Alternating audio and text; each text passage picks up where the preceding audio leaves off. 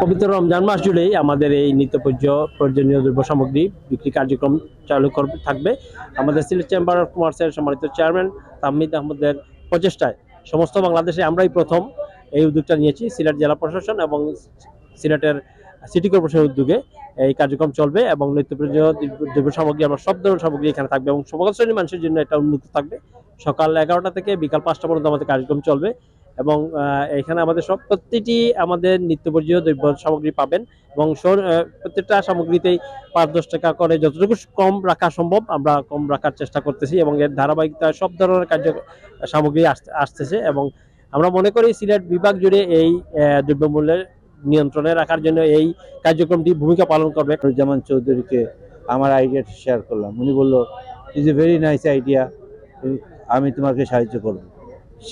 এই যে সবার সাহায্য, এখানে আসলে টাকা পয়সা দিয়ে কেউ সাহায্য করতেছে না, মানে মুখ দিয়ে মন দিয়ে এবং অন্তর থেকে যে সাহায্যটুকু করতেছেন সবাই। আমার মনে হয় বাংলাদেশের কোথায় সব ডিপার্টমেন্ট একসাথে আন্তরিকভাবে এইরকম হয় না।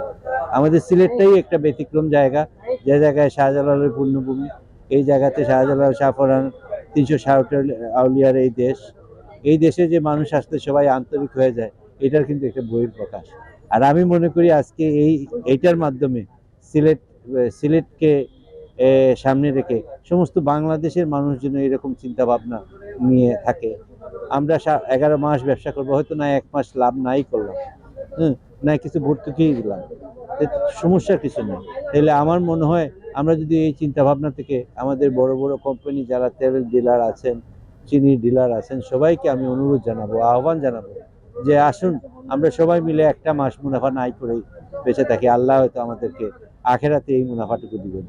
আসলে এই উদ্যোগটি সত্যি প্রশংসার দাবিদার, কারণ হচ্ছে আপনার সারা বাংলাদেশের মধ্যে প্রথম আমাদের Sylhet chamber of commerce industry এই উদ্যোগ গ্রহণ করেছে। আমি ধন্যবাদ জানাই